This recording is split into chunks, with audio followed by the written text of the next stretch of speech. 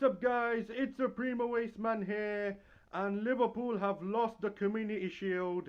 It ended 2-all after 90 minutes, and Crystal Palace won 3-2 on penalties. And look, I am disappointed that we lost, but at the same time, it's not the end of the world. Losing the Community Shield, it's not the end of the world at all. And I remember in 2022 we beat Man City 3-1 in the Community Shield, and then went on to have an absolutely poor season where we finished fifth and got slapped up by teams like Brighton and Wolves and Brentford.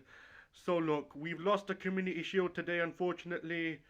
But look, don't let this make you think that the season's gonna be poor, because I know this team. We all know this team. We know that we're gonna bounce back. But look, as for the match, things started off in the best way possible for us.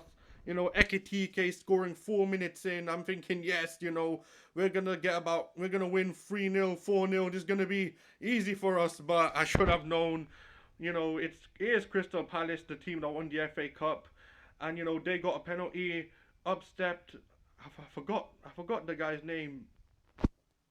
Yeah, Mateta. Yeah, Mateta scores and makes it 1-all. And then I'm thinking, okay, this match clearly isn't going to be easy. Crystal Palace are well up for it. But then obviously Frimpong, not long afterwards, scores an absolutely mad goal. I think he meant to cross it into the box and it went in. And he made it 2-1. I'm thinking, all right, it's on now. We're going to turn it up. And then half-time is 2-1. I'm thinking, okay, if we play like this in the second half, we're going to win this. But surprisingly, we were a bit flat in the second half. We had chances to get a third goal and we didn't take them. And Palace, obviously, when the chance came to Saar, he took it. He made it 2-all to Crystal Palace.